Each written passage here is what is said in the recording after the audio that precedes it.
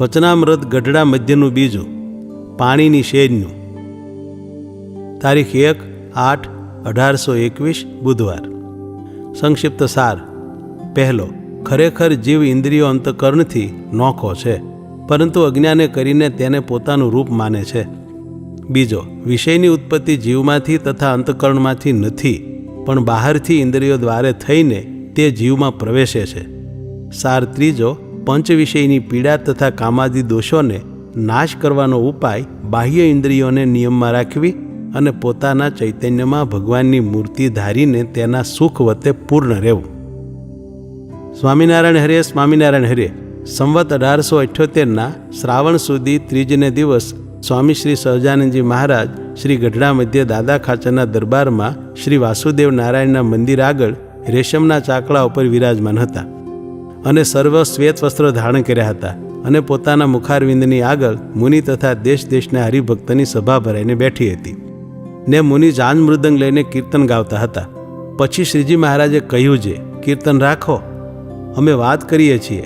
એમ કહીને શ્રીજી મહારાજ બોલ્યા છે, જેને આત્યંતિક કલ્યાણ પામવું હોય અને નારદ સનકાદિક જેવા સાધુ થવું હોય તેને એમ વિચાર કરવો છે, આ દેહ છે તેને વિશે જીવ રહ્યો છે અને ઇન્દ્રિયો અંતઃકરણ છે તે જીવ સાથે વળગી રહ્યા છે, અને ઇન્દ્રિયો અને અંતઃકરણ છે તે બહાર પણ પંચ વિષયમાં વળગી રહ્યા છે.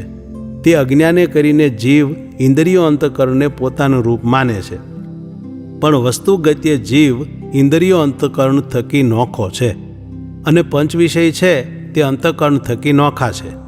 પણ એ તો વિષયને અભ્યાસે કરીને અંતઃકરણને વિશે પંચ વિષયની એકતા જણાય છે, અને વિષયની જે ઉત્પત્તિ તે તો ઇન્દ્રિયો થકી થાય છે, પણ અંતઃકરણમાંથી નથી થતી. જેમ અતિશય તડકો હોય અથવા ટાઢ હોય તેનો પ્રથમ બહાર ઇન્દ્રિયોને સંબંધ થાય છે, પછી ઇન્દ્રિયો દ્વારે કરીને શરીરને માહિલી કોરે તેનો પ્રવેશ થાય છે, પણ એની ઉત્પત્તિ માહિલી કોરેથી નથી. એ તો બહારથી ઉત્પન્ન થઈને માહિલી કોરે પ્રવેશ કરે છે. તેમ પંચ વિષય છે તે પ્રથમ અંતઃકરણમાંથી ઉપજતા નથી. એ તો પ્રથમ ઇન્દ્રિયોને બહાર વિષયનો સંબંધ થાય છે ને પછી અંતઃકરણમાં પ્રવેશ કરે છે. માટે જેમ બહાર ગુમડું થયું હોય તેને ઔષધ ચોપડે ત્યારે જ કરાર થાય, પણ કેવળ વાર્તા સાંભળે કરાર થાય નહીં.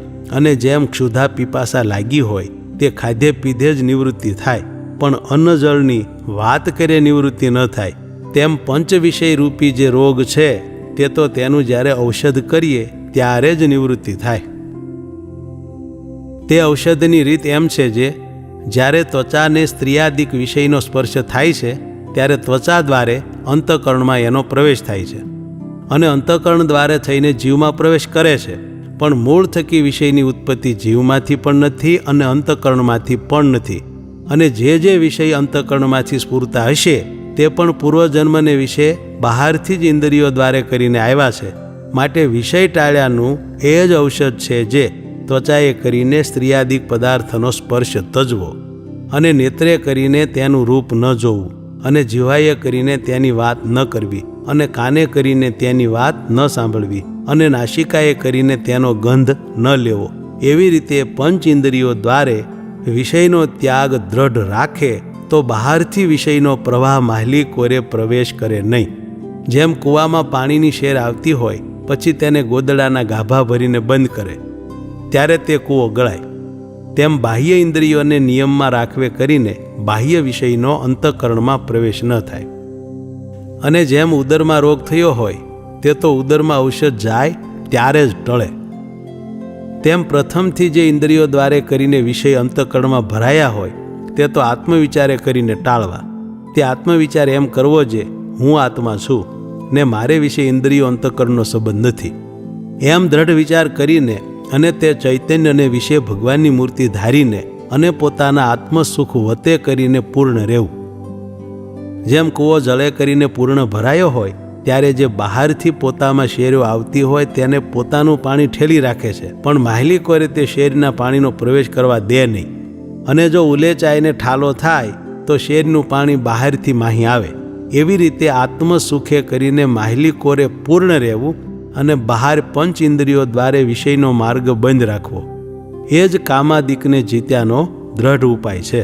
પણ એ વિના એકલા ઉપવાસે કરીને કામાદિકનો પરાજય થતો નથી. માટે આ વિચાર દ્રઢ કરીને રાખજો. ઇતિ વચનામૃતમ ગઢડા મધ્યનું બીજું થયું.